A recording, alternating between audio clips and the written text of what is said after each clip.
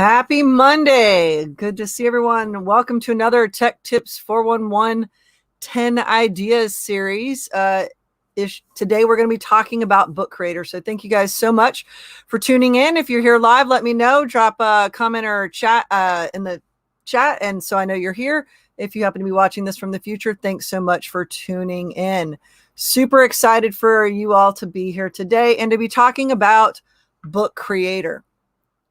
So for those of you that I don't know and you've just stumbled across this video, my name is Jennifer Hall and I'm an educational technology specialist for Atlanta Public Schools. And what that means is I provide technology training for teachers and work with them on planning lessons to integrate technology most effectively. So thank you guys so much for being here. Wanda says she's here. All right, Wanda, good to see you. Thanks so much for tuning in. All right, so let's jump in and talk about today's session. Today's session is all about book creator. So our goal is to explore 10 ideas for using book creator to engage your learners. So I'm super excited to see that you're here. Hello, P. Nabby. Good to see Pam is here as well. The power of the den. It's like I got North Carolina, South Carolina represented, of course. And look at this, all the way over from Sweden. Good to see you, my friend. Thanks so much for being here. All right, so let's jump in and talk book creator. So if you're not familiar with Book Creator, it is an online platform that allows you to create online books. And so you can create resources for your students and your students can create. So the first question is, how much is it? You can actually register for a free account and actually have one library that allows you to have 40 books. So you can have your students collaborate in those 40 books. And you can archive those books so you can keep adding to them and have up to 40 going on at one time. And students can work collaboratively in them. And if you want to have access to more books because you have more students or more classes, you can get additional libraries by paying a fee depending on how many you need. So my first idea, and this is back to school, we start back next week here in Atlanta, would be a meet the teacher and student task. So first of all, what a great way to introduce yourself to your students is with a book. I mean, a little mini bio book with. What's great is Book Creator lets you embed just about anything in it. So you can embed photos and pictures and videos and screenshots, and you can do audio recording. And so it's a real great way to introduce your students, whether you're in elementary, middle, or high school. And I'll admit, when I first got to know Book Creator, I thought of it as an elementary tool mainly, but it's so powerful. I can see so many ways that middle and high school can use it as well. So how about that? First project is Meet the Teacher. So great way for you to do that, introduce yourselves. And then as one of the first activities, have your students create a page, and then you can have a book that's every student in that class, and they will get to know one another. And Pam, I know you're a book creator expert. You're one of the main people I've learned about book creator from. So thanks so much for being here. And Wanda says, I love Book Creator. I did this as an app smackdown. Yes, you did when we did the app smackdown. Yes, good point right here. If you are a Twitter follow, the iPod teacher, here's a lot of great resources and does a Twitter chat. Yeah, John Smith is fantastic. And yes, you love that. Awesome to introduce yourself by a book. I mean, how cool is that? And what's great is it's ongoing. It's great for new students that need to get to know you. And this is a great way, especially so many people are meeting their students virtually. So that is idea number one, but I'd say it's two, because you introduce yourself and then make it a project and have your students introduce themselves. And they get to take some ownership on what they include in it. How about number two, your class expectations? Have them be a book, more interactive. So you can have video embedded in there with expectations. And that's also where you could do screencasting. Videos can be loaded in there to show here's where they need to click for resources, here where they're going to join the Zoom class, or if you're using Teams or whatever, you could use that. So basically all in one, class expectations, syllabus could be embedded because you can include links to any resource that's web-based and you can embed stuff. I just think this is a great way for you to set the expectations, kind of like class rules, but in a positive way. And then when you get to the part where you're supposed to have your class norms that you want to create, like expectations for what's appropriate behavior on a Zoom call or a Google Meet, and having those students come up with that common language, you can have them contribute to your class expectations and your class norms. So that's idea number two, class expectations. All right. Idea number three, and this I think is pretty cool, is the fact that you can make an interactive video playlist inside of Book Creator, because you can get the embed code from a YouTube video, and you can make a playlist of different videos that you might want to share. And I'm going to show you some of these. I have examples for it. I'm going to share this with you guys as well. So I love that you can embed video, especially for younger students. It's a great way to kind of chunk it. So like, we're going to watch this video, and then we're going to do this activity, and then we're going to watch another video. And it's just a great way to package it for your students, because you can easily link your book into your Google Classroom. So my idea number 4 is for your lesson or unit resources. You could actually make a book about the unit that you're talking about. So if you're a science teacher and you're talking about energy, it could be a book all about energy with different resources, because you can embed, again, video, hyperlink, images, or whatnot. So this can be a study resource for your students. It's a way for them to engage in the content. And what's powerful about Book Creator is it has a read aloud feature. So if there's any text in there, because you can copy and paste text in there, you can definitely use that, and students in their own book can control the read aloud, the voice, and even have it read in another language. So now you've taken your content and you made it more accessible for your students. So I put together a video production resource book. So as I'm working on projects for students, I can share this out with, like, here's my example of project stuff that you can do, as well as resources you can use for video. So definitely a great way for you to introduce units, especially in elementary school, if you're talking about like animals and cell structure, and you could have a book all about that topic. Oh, this is awesome. So excited. Emmy's joined us too. Emmy is a first-year teacher. So excited that she's joined us for today's session. And hopefully she gets an idea, because she's working with elementary school. I want to say 2nd or 3rd grade. So this will be perfect for your elementary learners. All right, let's look at idea number 5. How about a class highlights book? It's a great way for you to capture what's going on in your classroom, whether it's face-to-face or virtually. You can have a book each month. So it's kind of like what did we do in August? Let's highlight like our getting to know us activities, spotlight some great projects that students might have done, some conversations. So I think it'd be really cool to have a book, a book for each of the months, kind of highlight what's going on. So like a class portfolio, so to speak. So I think that would be a great way to highlight what's going on in your class, because what's great is the highlights, the links can be shared to your parents. So now you've got this portfolio piece to share with parents. It's very easy for you to share out that link just to certain people that you want to see that have access to it. So you don't have to make it publicly accessible just for privacy. So you could just share the link to your parents. So what do you think? Class highlights, would that be a good option? And so that at the end of the school year, you've got this collection and they can go back and check that out.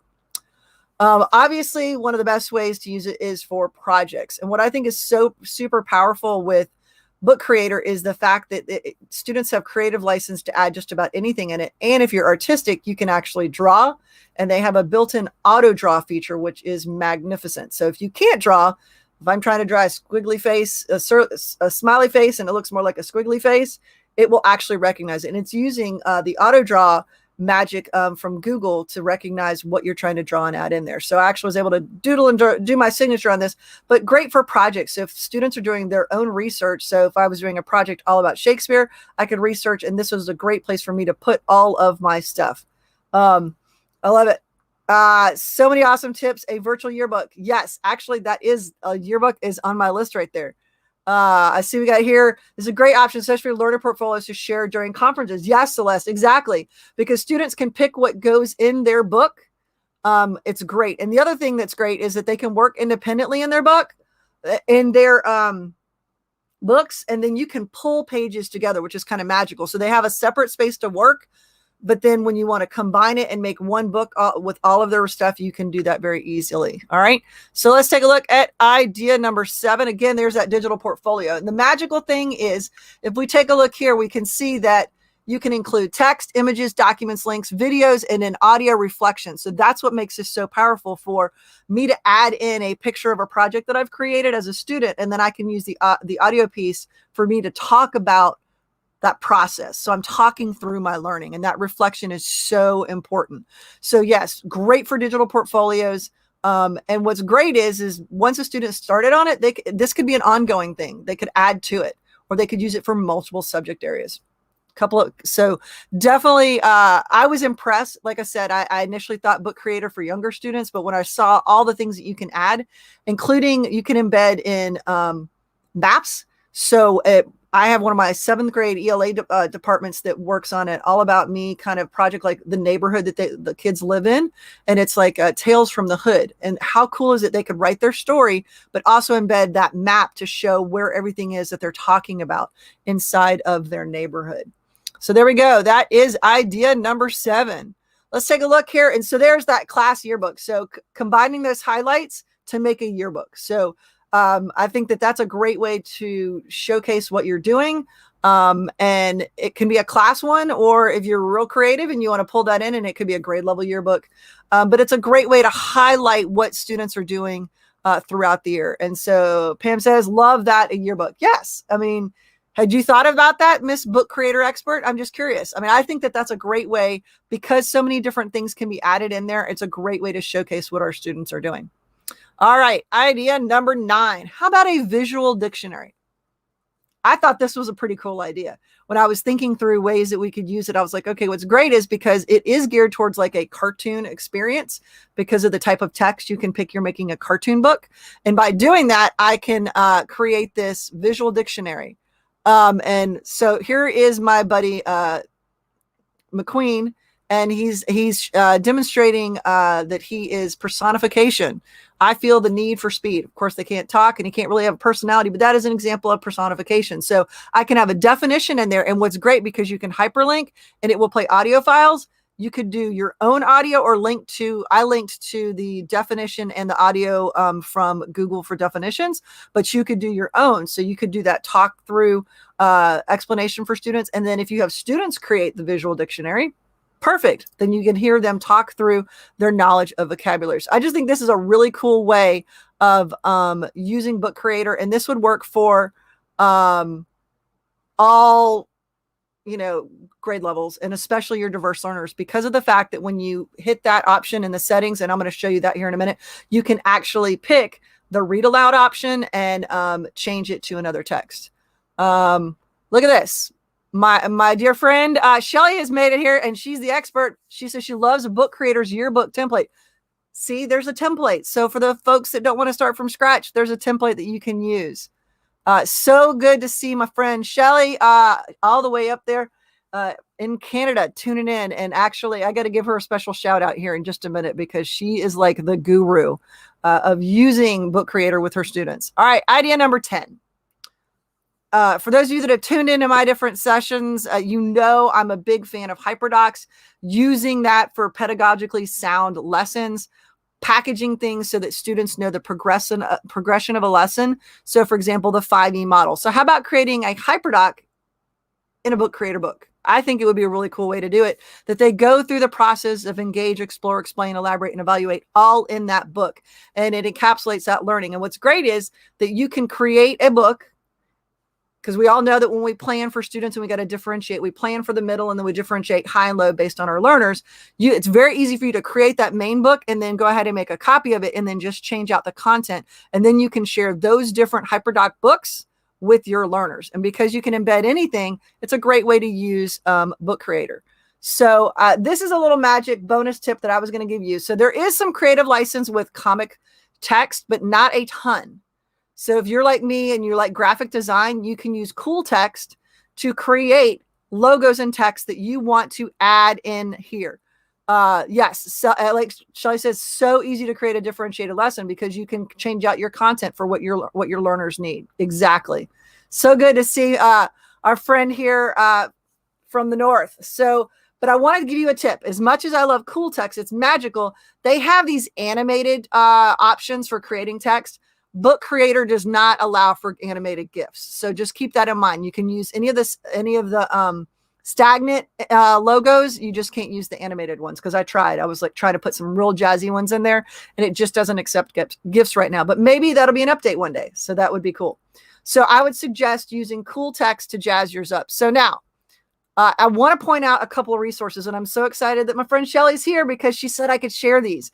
She is the Book Creator guru, and she's got 2 books that she has created. One is all about Book Creator basics. So if you're not familiar with it, what's the best way to learn about Book Creator? Exploring it through a book. So she's got this awesome Book Creator basics.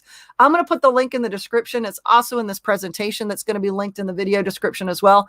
And she's also shared show what you know using Book Creator for assessment, which I think is super powerful as well. Both of these are awesome resources, and I'm so grateful today that she said, yes, I could share these with you, and I think you definitely want to check them out.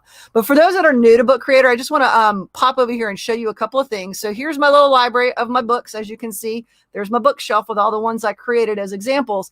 I just want to highlight a couple of those features that you want to take advantage of that Book Creator has. So let's take a look at my Meet Miss Hall one here. So this is my Meeting the Teacher one.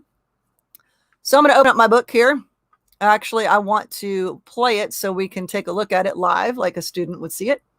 And so as I open up my book, notice I've got all these texts. I've got hyperlinks. So that means this has become an interactive resource. So it will take me to other places, right? But what's cool is I can go up here as a student, and this is self-directed for each student. I can choose to have this read to me.